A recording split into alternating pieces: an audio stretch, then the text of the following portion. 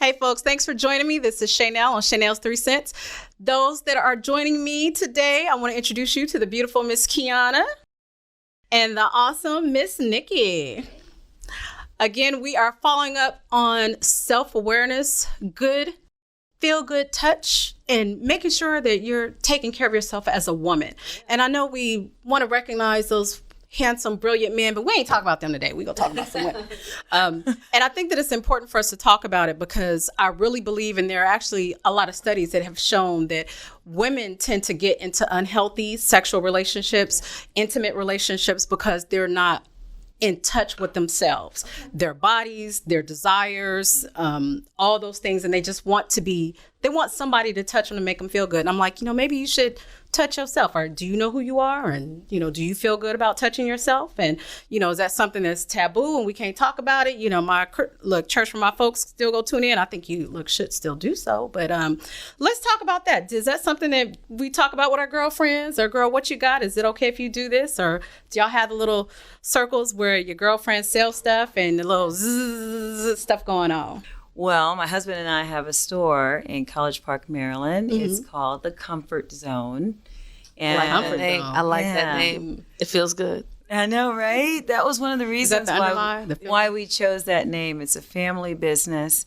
And we wholeheartedly believe that health and wellness extends not just emotionally or financially, but it's also physically. Okay. And I think there's a level of education that needs to happen for each individual.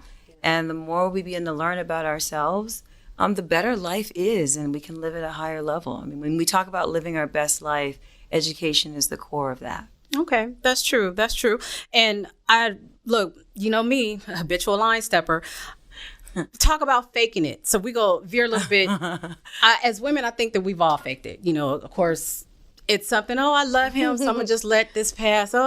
But I know a lot of women that don't know their bodies and they have never had an orgasm. And I'm like, well, how can you tell a man how to satisfy you if you don't know how to satisfy you? Right. So I'm like, I think that will be at the top of the list for why it's important for you to know about yourselves. You agree?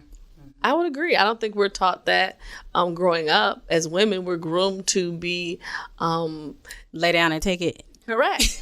No, absolutely. We're groomed to be there to do what we've normally seen in pornos and do what we've normally seen in movies, and that's usually pornos. Correct, absolutely, because we didn't always have a go-to place to say, okay, how should women now be pleased? Even the act of intercourse itself has been taught in a way that helps a man ejaculate more so than have a woman reach the orgasm that is very tailored to each individual woman. Mm-hmm. And I think for women, the experience is so individualized and so personal that it's difficult to put it maybe in a book or something like that because it is personal. Whereas for men, I think it's a bit less complicated, not less important, but a bit less complicated to have a man ejaculate than to have a woman or orgasm. Well, it's not that hard. I mean, you got all these commercials, all the stuff that you can buy. Look, one of my favorites. I didn't want to say the man and the woman in the tub and all that good stuff. Right. But I do think that's where, your input is kind of vital because you're right. It's important for people to know, for women to know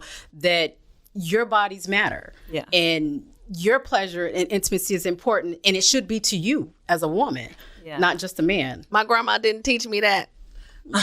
She probably didn't know. Look, no, she probably didn't know. Yeah. Well, it really wasn't a priority. Right. I think nowadays people are really interested in being comfortable. Yeah. They're really interested in being happy. And they're less afraid of self-exploration. So we live in an exciting time where there are options to really be a healthier person. And that's pretty amazing. And when you learn to care for yourself, you can better care for others. And I think that also helps that not only having this conversation, but in some of the other circles and some of the resources that we'll have available, it's also a time because, as you mentioned, your grandma didn't teach you that. The Catholic Church frowned upon masturbation. You had the writings and stuff from Freud that said, masturbation leads to psychosis. So for a long time, if you could not talk about self-pleasure, and people didn't want to talk about it or write about it, or you had to sneak and put some stuff here and there. Unless you were a man. And that, I think, to me, that's the funny part, really. I think that's the hilarious part, as we get to see the shift in leadership where it comes from men or women. Now we're seeing more women being involved in the conversations, involved in lawmaking, involved in policy. And that's when you get to see, hold on, you all have really been ignoring women, because when it came to men masturbating, yes, in the Bible and in Catholic, y'all do know they speak about that in the Bible. They speak about masturbation in the Bible. They do, and they say that you should not do it. However, don't spill them seeds. That's in layman's terms. I'm not quoting. However, I'm paraphrasing. It's not something that you do because you're wasting. However, I've seen men waste their babies all over the place, no matter what religion, and it was okay. So when you have different leadership and when you have people that are women now being involved in the conversation, it's now taking a turn that I love, because now it's more inclusive, because when you only have one type of leader or one type of voice, you only get one perspective, and they're allowed to point the finger and say that the other is wrong when that's not actually true. It's just misunderstood. Well, I think there are a lot of people, particularly you look at other countries, some of the countries over on the eastern side, where they were, where they actually still to this day practice the removal of a woman's clitoris. Yeah. The man can have pleasure, but the women can't. Correct. Yeah. And so it's still, something that people still talk about. No, it's not that big of an issue. Actually, it is. Oh, absolutely. Why are you concerned with the woman's orgasm? They don't want to. Or I should say orgasms. So, right. It's one of those things that we should be talking about, and we're going to talk about it today.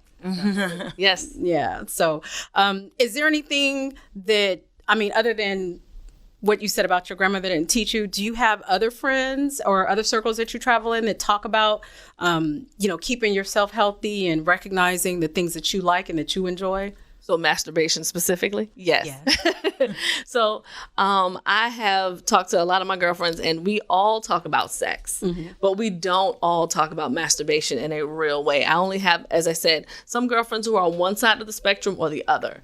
Either they enjoy masturbation or they enjoy touch from someone else. And I'm one of those who I would rather have relationship and experience relating to someone else and have them assist me while we both climax. I appreciate that a little bit more. That does not mean that I cannot enjoy masturbation. I think a little bit more education would help someone like myself. Or that we can enjoy masturbation together, you and your partner. Okay. Yes. I thought, yes. Oh, right. I don't know. You don't have to just be by yourself. We're friends, but I didn't know. No.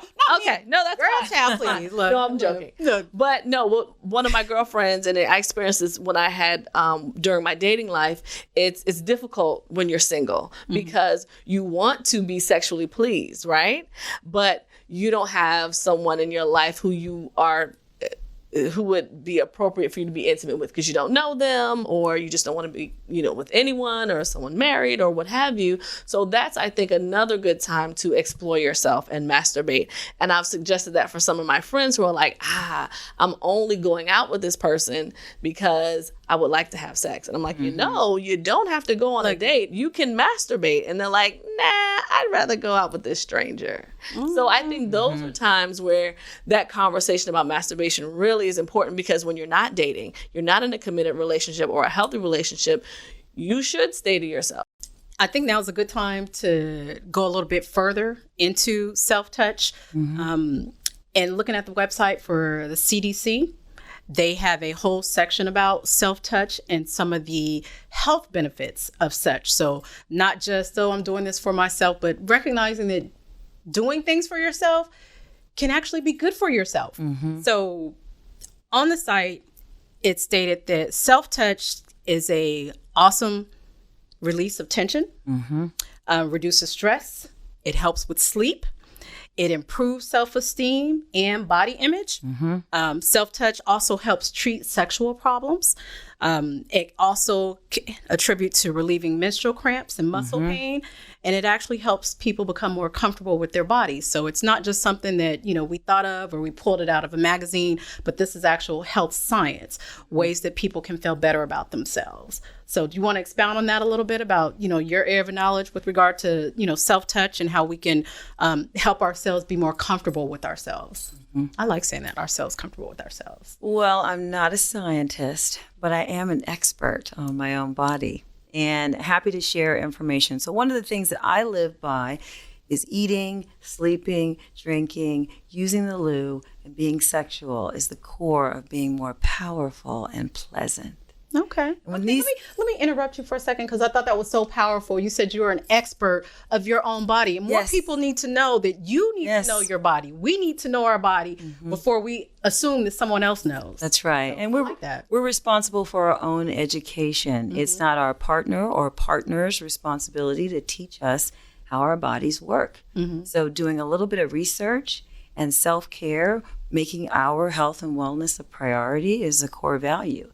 And sometimes that happens later in life because we have a problem.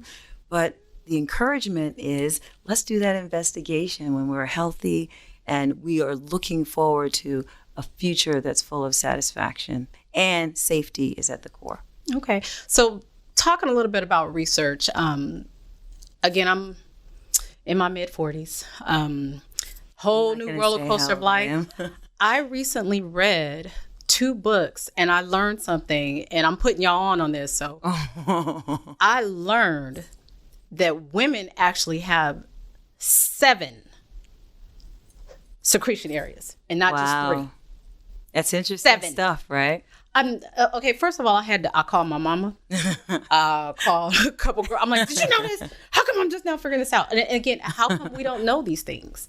Because we just don't do the research, or, it's not in the books when you're in junior high or something like that. I'm like, and I also found out, look, as I'm doing the circle, because again, I'm still amazed. As a student of Dr. Kinsey's, Dr.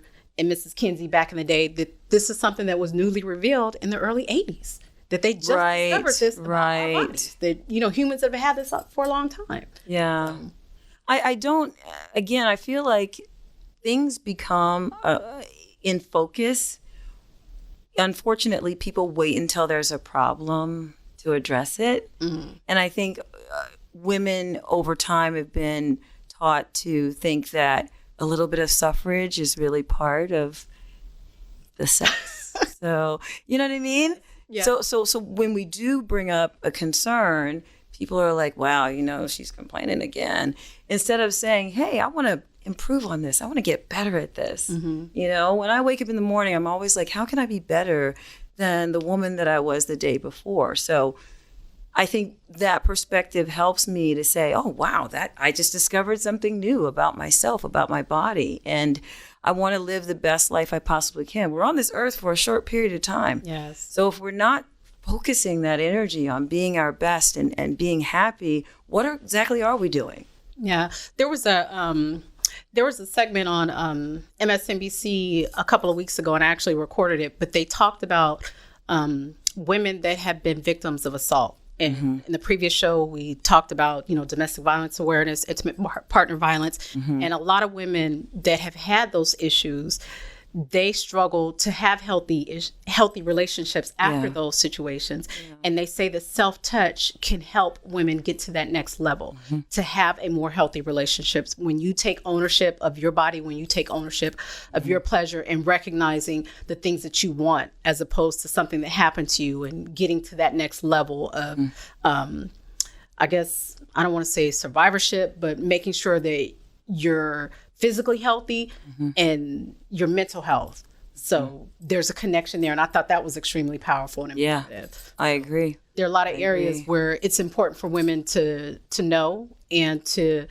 research and do a lot of self-study. Yeah. A lot of self-study. One of the things that I wish were different, and maybe someday there'll be a focus on that, but in schools, there's kind of a slighted way of looking at sexuality and health and wellness. And then as a person grows up, in their 20s, then there's, the chatter that happens among friends, or, a movie, and that's how a person learns. And I really wish that there was a better way for human beings to have age-appropriate information disseminated. I think, again, I'm a little bit older than you are. I'm only 48. No, I'm a lot older. And even now, some of the changes that are happening to my body right now, not discussed. And, my goal at this stage in my life is to continue to talk about the issues that are going to come. Mm-hmm. They're ahead of you. There's still more physical things that are going to need to be addressed. Every 10 years, our bodies change tremendously. They're not finding more holes. I know that. If you do, you're just going to find something to put in there. I encourage you to do that. That's what I encourage you to do. We're going to talk offline. But let's segue a little bit into, like you said, awareness and getting that information. Mm-hmm. Is it safe to assume, because, you and your husband do have the store, that you have been in touch with people, or you have resources that people can go to find out more about, developing their sexuality and self-touch, and, maybe bringing someone else into the fray? Mm-hmm. So we were recently awarded our certificate, which is a plaque in the store that names us as a location, as a sexual health and wellness resource. So we're so fortunate that our staff is so interested in going through classes, and we spend the time with our customers answering questions they may have, but also asking questions. What exactly are you trying to accomplish? So everyone is not trying to accomplish the same goal to get there? Surprisingly, no. And the act of touch is so on the spectrum. And I think that safe touch, appropriate touch, sensual touch, the definition of that, most people feel like they know what it is, but then when they engage in, solo, partner, or group play, they're confused. So I think that knowing exactly what you're trying to accomplish, whether it is having an orgasm, which that isn't the only way to derive pleasure. Yeah, eating helps me. I get a lot of pleasure from eating. Let me ask. But eating is a form of touch. Did you know that? Your tongue. No, your tongue. There's so many different senses on your tongue, and inside the sexual arena, your tongue is one of the most powerful tools that you have. Yeah. Okay. I'm still thinking about my tongue and the donuts and the satisfaction that I get from eating. Well, you should. Do you, between the people in your store and whether or not you've gotten this feedback from, your other staff or, your partner, do you see more men or women that come into the store? We're really fortunate because we're in the DMV. So any person who has a thirst for knowledge, you'll see them in the store. Okay. So it could be young, it could be old, it could be male, it could be female, it could be non-binary, it could be ethnic, it could be non-ethnic. We all have parts, moving parts. Why not explore the potential of what those parts can do? Okay, you just gave me a very political answer, but we're gonna still talk a little bit about how something that Kiana said earlier, that it's usually women that are less aware of their bodies, and that women get that kind of, it's bad for you to do it versus it's okay for men to do it. How do we have more awareness, or what is it that we can do as women to go back to that next level of empowerment? Because it's definitely our bodies, things are happening in politics where, you're looking at laws that are being made about things we can do with our bodies, whether or not you can have a baby, whether or not you don't have to have a baby, whether or not you can go for reproductive health, and or to utilize those things that can prevent you from getting there. But no one's talking about, are you okay? Are you happy with the person that you are? How do we change that stigma or get more information out there? I think education is the key. We have to care enough about ourselves. Society, there's so many different labels, right? So sister and mother and auntie and grandmama. And regardless of what title you're taking on at that moment, you still need to make yourself a priority. And I think sacrificing basic things like eating, sleeping, drinking, using the lube, being sexual, because you're trying to live up to whatever title it is, whatever cloak of a title you have on at that moment, isn't going to help you long term. And I think women need to consider they have a right to know about their bodies, and they have a right to ask for the type of care that they want. Right. Right. I like that. Because as I mentioned before, I'm definitely trying to share this information, with my girlfriends. And yes, we had the little parties and purchasing items and giggling, he, girl, did you know? But making sure that you're okay, because my theory is that if more women partook in self-pleasure, then we will probably less likely end up in some of these jacked up relationships that we have. If you were comfortable where you are, if you're comfortable, going to work, coming home, taking care of yourself, then you probably wouldn't be out in the street with, Joe that hit you upside your head, or Mike that stole your money, or something like that. But able to take the time and consideration to, meet a partner that has some substance, or, that matches, your quality of life or your desires, if you were happy at home with yourself first. So I'm trying to tell my girlfriends, let's do this, get this done. So counseling is at the core. An intimate detail about myself. I had some very unfortunate experiences when I was younger. In the single digits and as a teenager. And those situations probably wouldn't have happened had I had more education. So I'm going to keep hammering that home over and over again. You've got to love yourself enough to get educated about your body. Got to do it. Parents, letting kids know at a young age, that, age appropriate information. If someone touches you, because, and it's unfortunate, but a lot of us share those stories. But if we knew that this was wrong at a young age, that such and such shouldn't be touching me, they should only be holding my hand or taking me to the store, being able to tell a parent, hey, was this okay? Because this happened. So I love that you said that, because that's something that parents need to be mindful of. I talk about this, they're not old enough. We no longer really have that. You said, there's age appropriateness.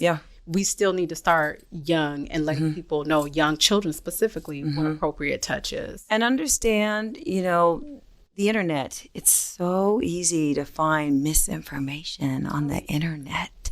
Look, I've written a couple articles. It's so easy.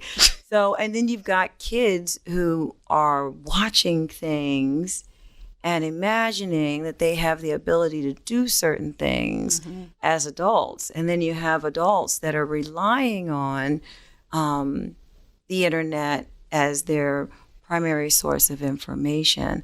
So solo, partner, group play, the primary source of information should be yourself. Okay. So making sure that you know what you like, that you know the things that interest you, things similar. And you're very clear about that. You're very clear about that. And also, let's try not to operate from the negative. I think people who I've played with throughout the years have really taught me that. I'm not really interested in what you don't like. Don't really care. What I want to know is, what do you like? Okay. And let's create a scenario. Let's create a scenario where we're doing the things that bring you the most joy and the most happiness. What's your fantasy? And sometimes when you ask that question, the person just goes completely blank, and you're like, wow, so what am I here for again? I'm sorry. What's my purpose? Okay. You need to be able to know what makes you feel good and what kind of fantasies you have. And then if there's a conversation and that person can't fulfill that fantasy for whatever reason, whether it's health reasons or just plain old preference, then you can say, hey, we can go to the movies together. We can go out to eat together. Back to my commercial where we can't do this, but we can do these together. But I don't think we need to play together. I don't think we're compatible at that physical level. And I think that's an easy conversation to have. But sometimes people... Sexual compatibility? Oh, yeah. But sometimes people get caught up in that, and they get their feelings hurt because this person looks perfect to them, but they may not play the same way that you do. Okay. So you're never going to derive pleasure from that person. So why would you waste time doing that?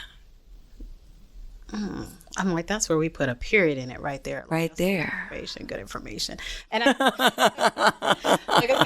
love it, because I think that, like I said, it's not talked about enough. Yeah. And then when it is, we still have those stigmas that, this is wrong, this is wrong. If you're an adult and you're with a consenting adult, then you really should, maybe rethink that. Yes. Really possibly rethink that. You're not hurting anybody else. So, we got to come back to that. Two consenting adults have much more possibility of giving and receiving pleasure to knowledgeable adults.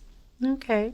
That have the maps for each other. Let me give you this map. This is where everything is. That's everything we need to do. We just need to start handing people maps. Well, I mean, I guess I do have a consent checklist, so there's some merit to that. Oh, a checklist. Okay. I like that.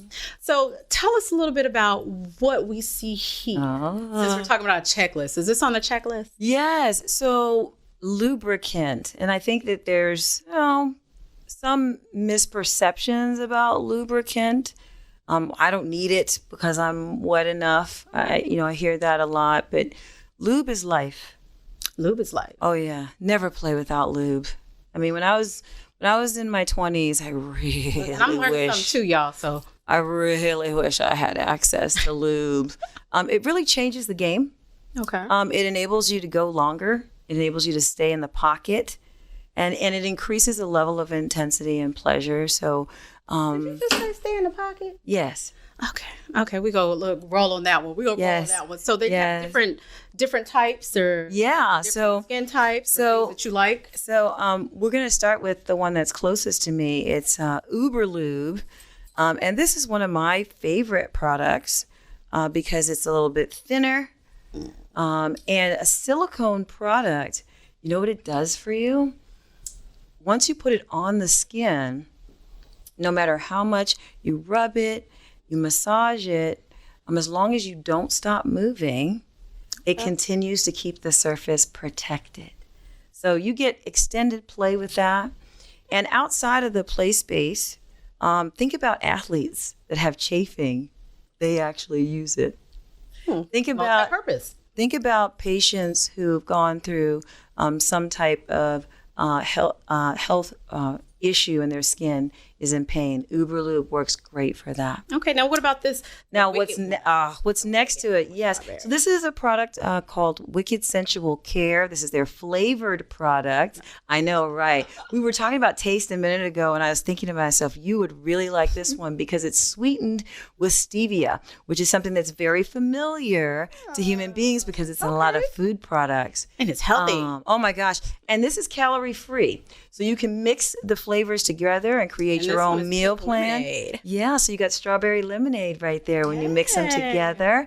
And this is a water-based lubricant, so it does absorb a little bit more quickly, but it protects the skin. Think about saliva drying out surfaces. This is great for rejuvenating that. And I love this container. Tell us about this one too. This is by System Joe. This is a massage lubricant. So you can go straight from massage into penetration. You do not have to stop. That sounds familiar. Now, cucumber is a scent. Most silicones don't come with a scent. So at some point, I hope you and I will have a conversation about how to intensify your experiences. Scent and taste have a lot to do with taking things to the next level. And cucumber can be a savory scent. But and that's the senses, the smell, taste. Okay. And touch, right? Which is so important. So cucumber can be savory, but it also can be sweet as well, depending on how you stage your experience. Now, all of these products can be used in solo, partner, and group situations. There's really no limit because the skin must be protected. This is the only skin we get. So if we damage the skin in any way or we have micro tears of any kind, we compromise our skin and our ability to feel. So we don't want to do anything to dampen our sensation. We always want to heighten it unless you're playing a certain way. Okay. That is some good information, next level. That's something, that I didn't know about, and I'm definitely all about learning and myself and teaching other people. And we'll make sure that we have this information out there for you all on the website as well as on all of the social media items, all my social media outlets. So again, if there's anything else that you want to say I would like to talk to our audience. Is that okay? Sure. Hey guys. The holidays are coming up. Give the gift of being available emotionally and physically to your partner or partners. now's a good time to come and visit the Comfort Zone in College Park, Maryland. It's easy for you to do. Easy for you to do. It's just a drive. I like it. Okay. Again, I want to say thank you so much for coming out. Thanks for having me. Discussion and to appreciate you. Increase awareness about, your body and, being intimate with other people and recognizing, the things that you might like. And as I mentioned, definitely make sure that you follow us on social media. Check out my Twitter, Instagram, Facebook pages. We'll have links to all of Nikki's stuff and where you can also contact her and reach her if you have further questions, and or some links to reach out to find out about what's next or things that you might be interested in. So again, we want to say thank you so much for tuning in to this week's episode of Shaynel's 3 Cents. Appreciate you. And remember, most people give you 2, but I'm a whole lot of extra. I gave you that 3. See you next time.